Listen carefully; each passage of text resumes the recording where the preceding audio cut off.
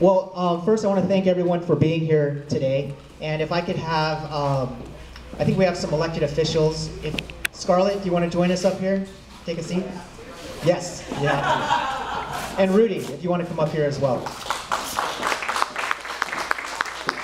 And I believe we have Joseph Chang, a colleague from the school board. Joseph, you want to take a seat up here?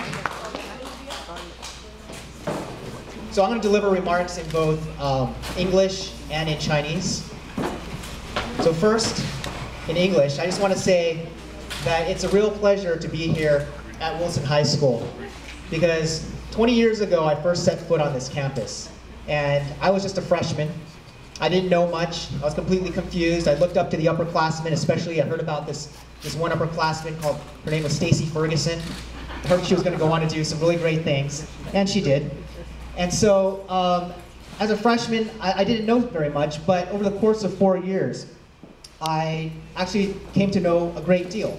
I learned how to become a student leader. I learned how to put together a newspaper. I learned how to speak in public. And most importantly, I learned about the importance of civics and the democratic process, because we had a very good class that was taught by Mr. Martin on civics. So I learned about the role that government plays in our daily lives. And I even learned about running for school board. And so I came out of this school district much better off than when I went in. And I consider my own success to be proof positive of the role that public education plays in our daily lives, as well as the role of government. And these days, a lot of people want to attack government. But I think this public institution, our school here, Wilson High School, is evidence that our government works. Now, with my education at Wilson High School, I was able to earn a scholarship to attend Harvard University. And then after Harvard University, I entered the business world. I was a management consultant advising Fortune 500 companies. But I always knew deep down inside that my heart was right here in this school district. And that I had an obligation to ensure that future generations had the same opportunities, if not better opportunities, that I did. And so in 2007, I brushed off some of my lessons from high school, and I ran for and won a position on the school board. I ran because I don't think there is anything more fundamental to the success of a country than this education of its citizenry.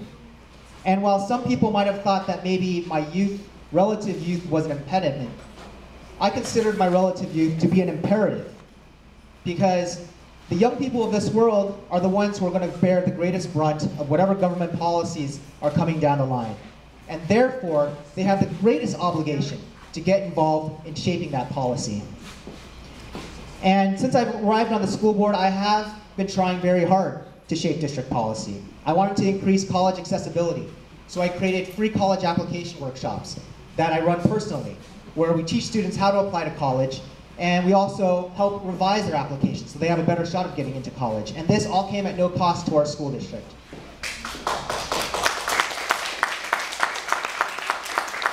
We are now one of the only school districts in California that offers free SAT classes to all of our students. And this is in place at all 4 of our high schools. I also wanted to improve the nutrition at our schools.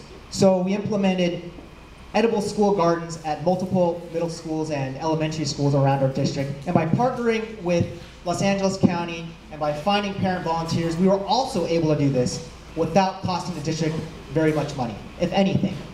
But I also saw the role of our school district as not just educating our K through 12 students, but also as serving the community. And so during the housing crisis, I helped organize a foreclosure prevention workshop with our local congresswoman to teach our families here who are feeling the pressure of a horrible economy, how they can help hold on to their homes and avoid foreclosure.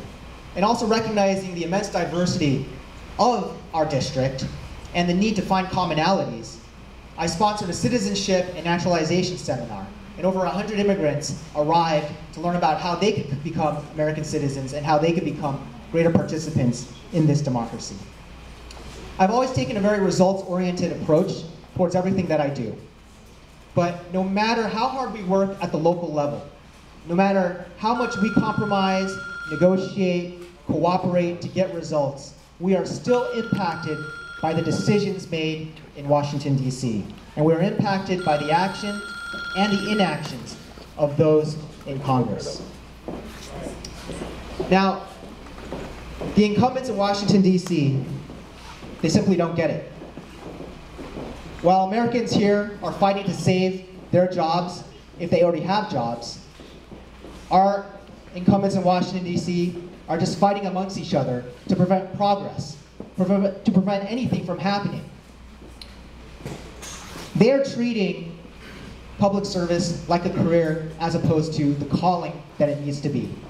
And they're too busy protecting their own jobs to do what's needed to create jobs for the rest of us. Our schools have no idea whether or not there will be additional cuts down the line. Because of inaction, our entire credit score for the nation has been decreased. Our students don't know if there's going to be a job waiting for them after they graduate. Today, there are more people who believe that aliens have walked the earth than that our Congress is doing a good job. And is anyone actually surprised by this?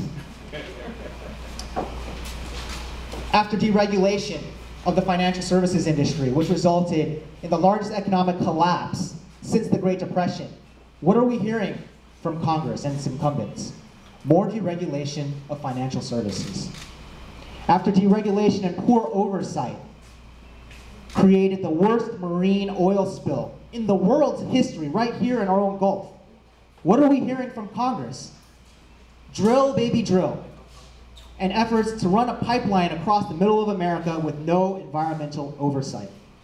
And after thousands of our soldiers have bravely fought and died in foreign countries, and we now have an opportunity to bring them back with dignity and honor, what do we hear from incumbents in Congress?